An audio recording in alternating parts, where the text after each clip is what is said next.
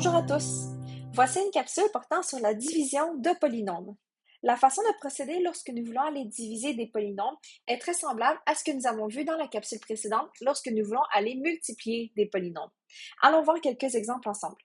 Lorsque nous voulons aller diviser un polynôme par un monombre, comme dans les deux exemples suivants, on doit garder en tête qu'on veut aller diviser chacun des termes du polynôme par le monombre. Ainsi, comme avec la multiplication, lorsque je vous ai montré la distribution du monombre dans la parenthèse, on procède de la même manière pour la division.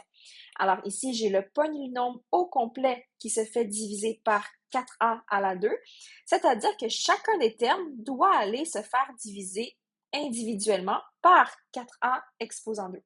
Ensuite, on va aller regarder chacune des divisions séparément et voir quel résultat que ça donne. Alors, commençons avec la première distribution.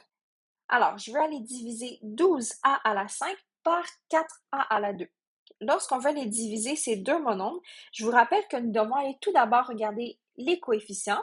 Donc ici, j'ai 12 divisé par 4, ce qui va me donner 3. Et ensuite, on regarde seulement les variables. Alors, j'ai a à la 5 divisé par a à la 2. Je vous rappelle que quand on divise des variables, on doit les soustraire les exposants. Alors, a à la 5 divisé par a à la 2 donne a à la 3.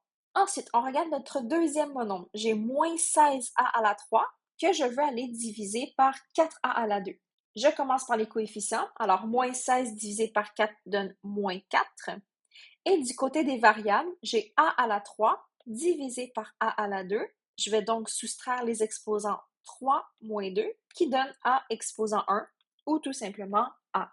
Et notre dernier terme, nous avons 20a à la 2 que je veux aller maintenant diviser par 4a à la 2. Alors 20 divisé par 4 donne 5. Et ensuite, a à la 2 divisé par a à la 2 donne a à la 0. Nous savons qu'avoir un exposant 0, c'est la même chose qu'avoir aucune variable. Alors, ma réponse finale ici, c'est 3a à la 3 moins 4a plus 5. Pour le deuxième exemple, on procède de la même manière. Alors, j'ai 4ab à la 2 divisé par 2a. Alors, 4 divisé par 2 donne 2. AB2 divisé par a. Alors, on regarde chaque variable individuellement. J'ai un a ici, un a ici, donc il me reste a à la 0. Tout comme dans l'exemple précédent, lorsque j'ai un exposant 0, ça veut dire que mes a disparaissent. Et ensuite, j'ai b à la 2 qui divise avec aucun b dans l'autre monombre. Alors, il va me rester b à la 2 qui est resté intact. Deuxième monombre, j'ai 8ab que je vais diviser par 2a. Alors, 8 divisé par 2 donne 4. J'ai un a ici et un a ici qui s'annulent, alors il ne me reste plus aucun a. Et j'ai un b ici qui n'a pas été divisé par un b de l'autre côté, alors le b ici reste intact. Finalement, j'ai a exposant 2 divisé par 2a. Je sais que devant mon a exposant 2, j'ai un petit 1 invisible. Alors lorsque j'ai 1 divisé par 2, ceci me donne une demi. Et du côté des variables, j'avais a exposant 2 et a. Je vais soustraire les exposants. Il me reste a exposant 1, donc une demi a.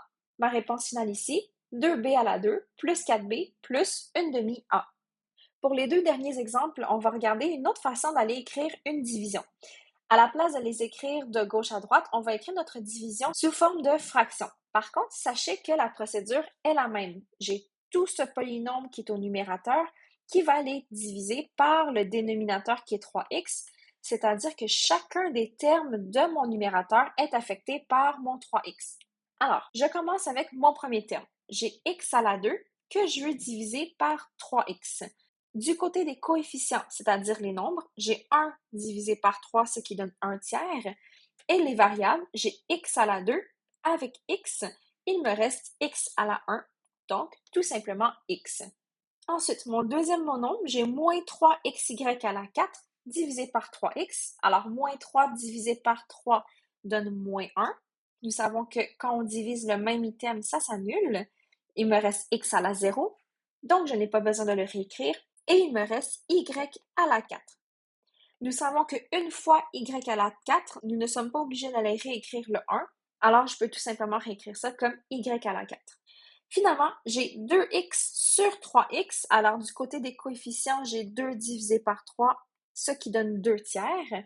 Et x divisé par x donne encore une fois x à la 0. Donc, ça veut dire que je n'ai plus aucun x. Ceci est ma réponse finale. J'ai 1 tiers de x moins y à la 4 plus 2 tiers. Pour mon dernier exemple ici, j'ai 12x2 divisé par 4x. Alors 12 divisé par 4 donne 3. J'ai x exposant 2 en haut, x en bas, ce qui me reste un seul x au numérateur. Et puis, deuxième division, j'ai 4x divisé par 4. Alors 4 divisé par 4 me donne 1. Et x divisé par x donne x exposant 0. Donc, ça veut dire qu'il ne me reste aucun x. Ma réponse finale, c'est tout simplement 3x plus 1. Et voilà, c'est comme ça qu'on fonctionne lorsqu'on travaille avec la division de polynômes. Merci.